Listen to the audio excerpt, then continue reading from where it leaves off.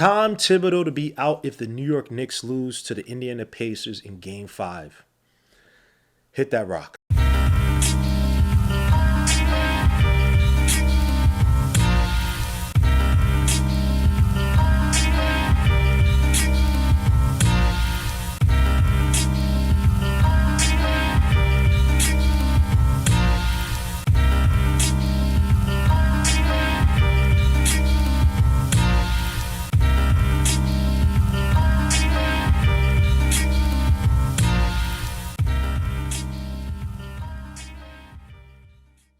Salute. Before we get started, make sure to hit like, subscribe to the channel. Make sure to hit dark notification bell to get each and every notification for each and every video. It's your boy, G. Malesia Knicks.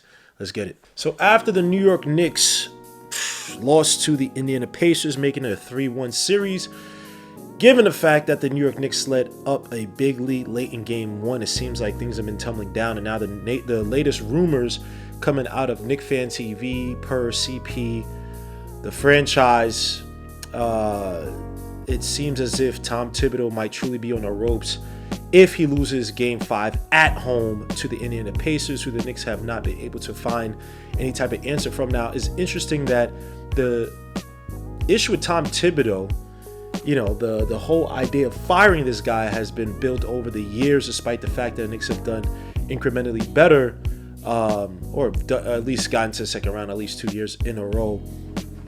But this year, obviously, the Knicks getting to the ECF. It seems as if the goalpost is been moved. Was at first Tom Thibodeau was going to get fired if he loses the Pistons. He beat the Pistons.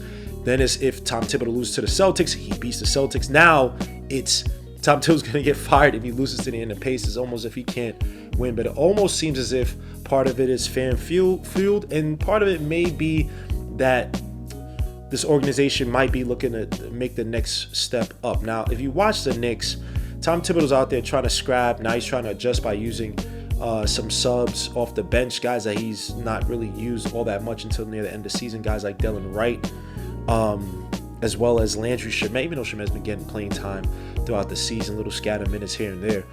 But it seems as if Tom Thibodeau using those guys off the bench, trying to adjust and do something new, maybe a little bit too late, and it seems as if maybe he's scrambling at this point. The fact that guys have truly not responded in terms of consistency on the defensive end, guys like Mikal Bridges, even OG Anunoby, guys like Cat, who showed flashes versus the Detroit Pistons as well as the Celtics, especially off of screens, and then guys like Jalen Brunson. Just the team overall, they have not been responding to Tom Thibodeau's so-called defensive requirements, right? And so it seems as if there's been a lot of uproar to say, hey, we can get to the finals if we just change the coach. We have the talent, we have the scorers, we have the guard, we have the bigs.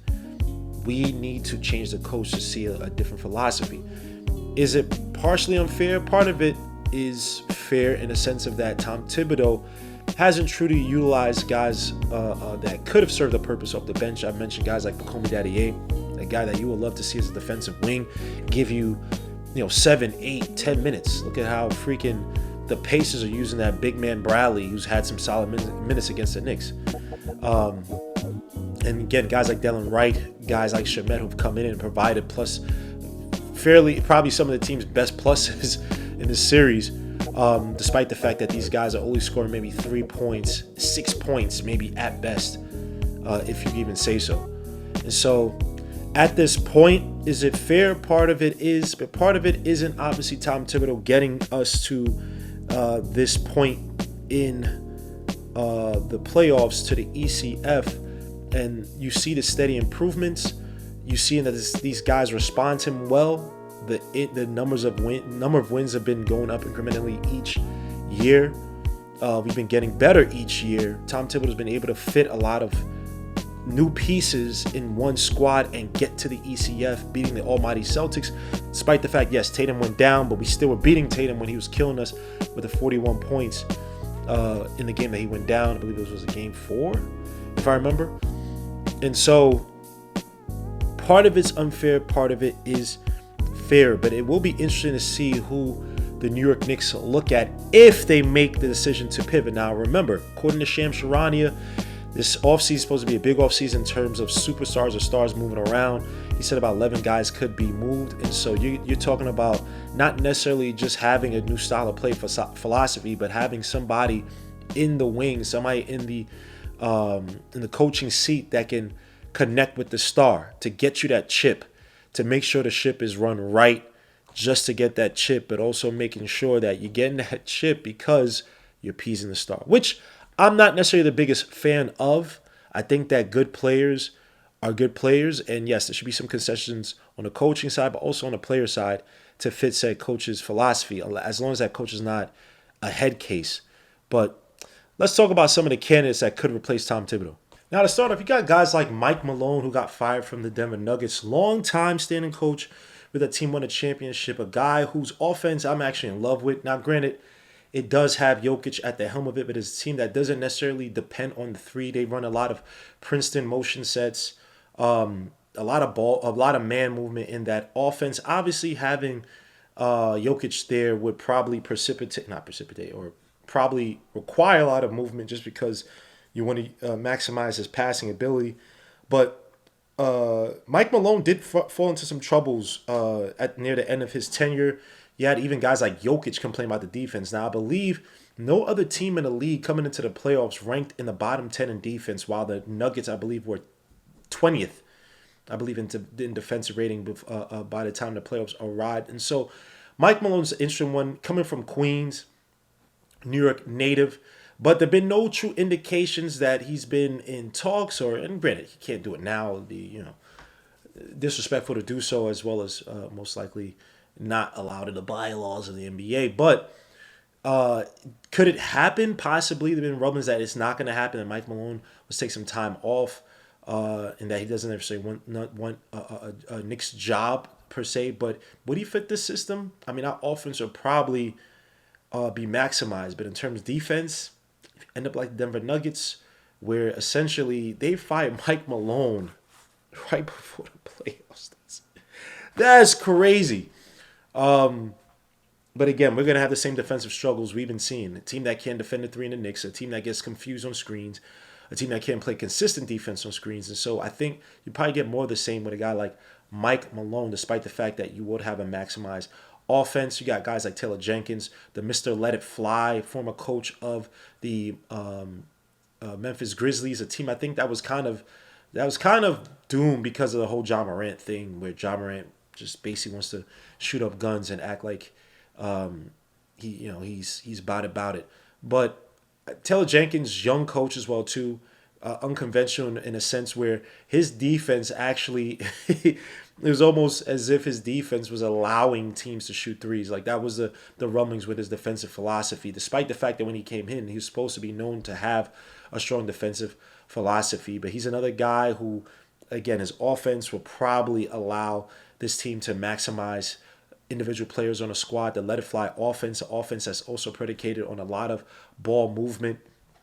Offense that doesn't mind tapping into the bench for those guys that play key roles, especially with guys out. If you remember Tyus Jones stepping in for Ja Morant right before the playoffs a few seasons ago, and Tyus Jones probably had one of his best per 36, one of his best parts of his career playing in that role. Taylor Jenkins being a young guy, you do have some older, I don't say older veterans, you have some old enough veterans.